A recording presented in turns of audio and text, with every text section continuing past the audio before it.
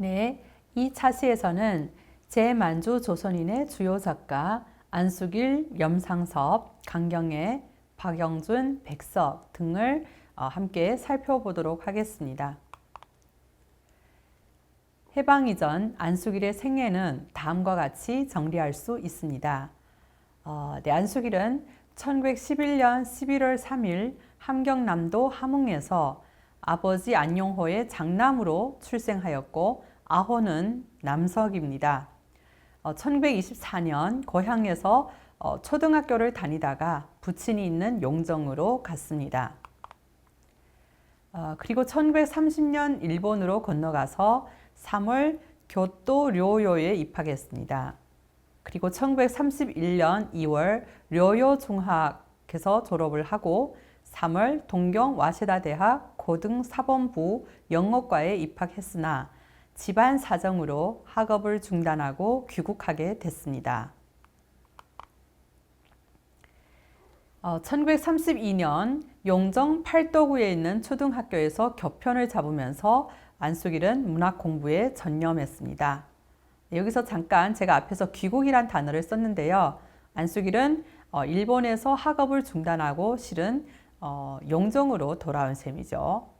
그리고 1935년 단편 적십자 병원장과 콩트 붉은 목도리가 조선 문단에 당선되었고 소학교 동창인 김현숙과 결혼했습니다. 그리고 이수복, 김국진 작가 등과 함께 문예의 동인지 북향을 간행했고 호간의 지팡 이것은 후에 게재하여 새벽이라는 제목으로 발표를 했지요. 그리고 1936년 용정에 있던 간도일보 기자로 근무했고요. 그리고 1937년 용정의 간도일보와 신경의 만몽일보가 병합되어서 만선일보로 발족하자 안숙일은 신경으로 가서 기자로 근무합니다. 그리고 이때 안숙일은 자기의 어떻게 보면은 이제 문학 스승이라고 할 수 있는 염상섭을 만나게 되죠. 그리고 1940년 중편소설 벼와 단편소설 사호실 그리고 한여름밤을 만선일보에 발표하고요. 그리고 새벽을 제만조선인의 작품집 싹 트는 대지에 수록했습니다. 이 새벽은 실은 호간의 지팡을 게재한 것이죠. 그리고 1942년 목축기를 춘추에 발표하고 원각촌을 국민문학에 각각 발표했습니다. 네, 그리고 조선 문학의 보존을 핵심으로 하는 만주국 조선계 문학의 실천을 위한 이론적 모색에 적극 나선 대표적 작가로 염상섭을 살펴보도록 하겠습니다. 네, 이러한 만선일보에 대한 압박이 얼마나 심해졌느냐를 단적으로 보여주는 것은 안숙일의 회고록에 의하면 1939년경에 이르면 이제 1인 이제 주간이 이제 나와서 심사를 한다고 합니다. 모든 이제 문학 작품과 그리고 모든 이제 그 기사 같은 것들을 다 일본어로 번역을 해서 제출을 하라라고 하는 그러한 이제 어떤 이제 체제가 진행이 되고 있었죠. 그래서 염상섭은 만선일보에서도 더 이상 버텨낼 수 없다라는 판단하에서 만선일보를 사직을 합니다. 그리고 신경을 떠나서 이제 안동, 오늘의 중국 단동이죠. 역사에서는 안동이라고 합니다. 안동의 회사로 자리를 옮기게 됩니다. 그리고 염상섭은 안동에서 이제 회사에서 이제 더 이상 그 뭐 신문 이런 것과는 거리를 둔 그러한 회사 생활을 하게 되죠. 하지만 염상섭은 여전히 제만 조선인 문학가들의 좌상격이었으며 작품 활동은 거의 하지 않았지만 문단의 동향을 예의주시하고 있었다고 할 수 있겠습니다. 염상섭은 그 특유의 날카로운 정치적 감각으로 일제가 1941년 만주국에서 반포한 예문 지도 요강 중에 예문을 개척단까지 침투시키고 싹트기 시작한 개척단의 신생 문예 활동을 육성해야 한다는 조항에서 만주에서 조선문학이 보존되고 발전될 수 있는 구체적인 근거를 확보하게 됩니다. 그리고 그 방안으로 그 그 구체적인 방안을 염상섭이 제시를 하지요. 그 방안으로 개척문학에 근거한 만주국 국민문학으로서의 자격 확보를 제시합니다. 만주에서 조선인 개척민의 농민문학 수립이라는 이러한 염상섭의 문학 사상은 제만 조선인 첫 작품집 싹 트는 대지와 안수길의 개인 창작집 북원의 서문에 잘 나타나 있으며, 안수길은 만주식이 작품의 총결산이자 그의 최초의 장편 소설이기도 한 북향보에서 염상섭의 이러한 문학 이론과 사상을 적극 실천하고자 하였습니다. 다음은 강경애 작가에 대해서 살펴보도록 하겠습니다. 강경애는 1906년 4월 20일 황해도 장년에서 태어났습니다.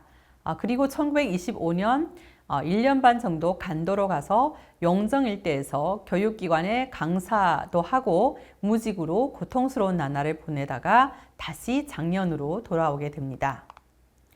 이때의 생활체험을 바탕으로 한 것이 단편소설 그 여자이며, 고통스러운 중국 생활에서 얻은 병으로 강경애는 평생 고통을 받았다고 합니다.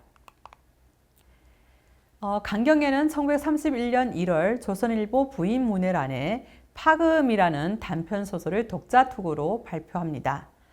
이 작품은 한 지식인이 이념적인 번민 속에서 집안의 파산을 계기로 만주로 이주하여 사상운동을 펼치게 된다는 줄거리를 가지고 있습니다. 그리고 1932년 6월경 일본군의 간도 토벌과 또 그리고 지병인 중이염 때문에 강경애는 용정을 떠나서 서울에서 치료를 하다가 9월경에 다시 간도로 돌아갑니다. 이후 중간에 간혹 서울이나 장년을 오가기도 하지만 주로 간도에 거주하면서 작품 활동을 하지요. 그리고 1933년 간도를 배경으로 한 채전이라는 작품을 신가정 9월에 발표를 했고요. 축구전을 신가정 12월호에 발표했습니다. 1934년 일본군의 잔혹한 토벌을 묘사한 이 요무를 신가정 2월에 발표했고, 간도에 이주한 조선인의 참혹한 삶과 그에 저항하는 무장투쟁 부대를 묘사한 중편 소금을 신가정 5월부터 10월호에 연재를 했습니다. 또한 동정을 청년조선 10월에 발표하고 8월부터 12월까지 동아일보에 그의 대표작이자 식민지 시대 최고의 리얼리즘 소설의 하나로 평가되는 문학사에서 우리가 읽지 않으면 안 되는 작품이라고 하는 장편소설 인간 문제를 120회 연재를 하게 됩니다. 그러니까 한국 문학사에서 그야말로 명작으로 꼽히는 이 인간 문제가 실은 간도에서 창작된 것이라는 것이죠. 강경애는 1936년 간도 용정에서 안수길, 박영준 등과 함께 북향의 동린으로 가담하기도 했으나 이때부터 이미 건강 사정이 상당히 안 좋았기 때문에 적극적인 활동을 하지 못합니다. 그리고 1936년 3월 조선일보에 자연주의적 묘사의 극치를 보여준다고 문학사에서 평가받고 있는 궁핍한 삶을 묘사한 지하촌을 발표했습니다. 그리고 1937년 여성 1월부터 2월호에 간도 공산당 사건으로 사형을 당한 항일 혁명운동가의 가족의 가난과 과거 운동가의 전향을 그린 어둠을 발표했습니다. 이 작품에 대해서는 그때 당시 이 간도 공산당 사건에 대해서 많은 남성 작가들도 주목하지 못했고 혹은 작품화하지 못했으나 여성 작가인 강경애가 이런 이제 굉장히 어떻게 보면 민감한, 그때 당시에는 일본이 예의주시하는 민감한 그런 주제를 작품화하고, 그리고 항일 혁명 운동가의 이제 전향의 문제로 이제 작품한 이런 이제 굉장히 중요한 문학 창작이었다라는 평가도 있지요. 1939년 조선일보 간도 지국장을 역임하였고 3년 전부터 얻은 신병이 악화되어서 고향인 장년으로 돌아왔습니다.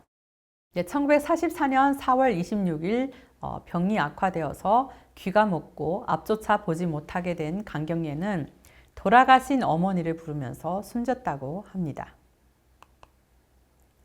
다음은 박영준 작가에 대해서 보도록 하겠습니다. 박영준은 1911년 평안남도 강서군에서 이제 출생을 했습니다. 그리고 1934년에 광성고보를 거쳐서 연희 전문 문과를 졸업을 하고 용정 동홍중학에 와서 1년간 교편을 잡았습니다. 1938년 길림성 반석으로 이주하여 협파회 회무직원으로 근무하기도 했죠. 이 시기 박영준은 단편소설 아름다운 길, 중독자, 의수, 밀림의 여인, 장편소설 쌍영을 발표했습니다. 장편소설 쌍영은 만선일보에 연재된 작품이지만 만주 땅의 이민 생활과는 전혀 상관이 없는 조선 국내의 생활을 담은 이야기입니다.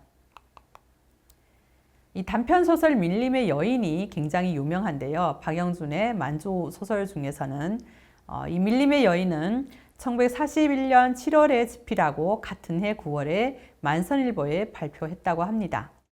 밀림의 여인은 다리에 총상을 입고 일본군 토벌대에 의해서 포로로 잡힌 이 김순이, 산의 여자죠. 실은 밀림의 여인이죠. 이 김순이를 정신적으로 귀화시키기 위해서 집에 데려다 넣음으로써 뜻하지 않는 파란 곡절을 겪게 된다는 그런 이야기입니다.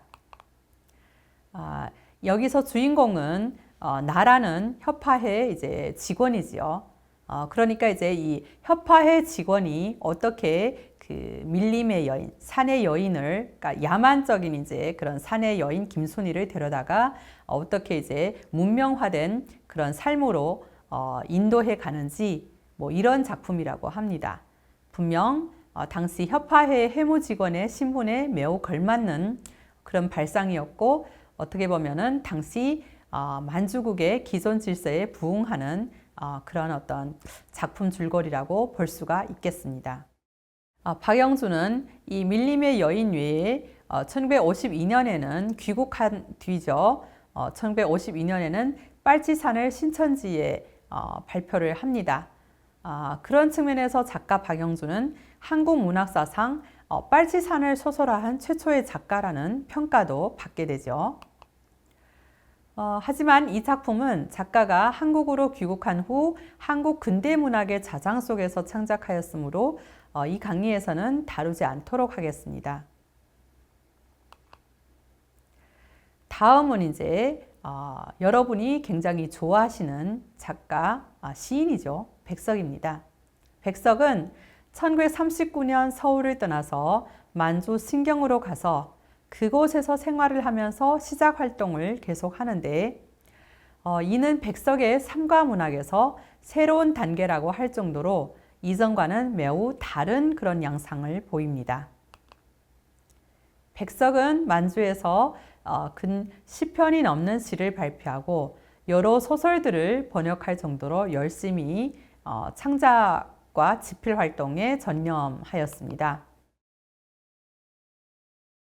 1936년 서울을 떠나 만주 신경에서 만선일보 편집국장을 하였던 염상섭이 이전과는 비교가 되지 않을 정도로 창작적 성과를 낳지 못하였던 것을 고려하면 백석의 이러한 지속적인 활동은 매우 인상적이라고 할 수가 있겠습니다.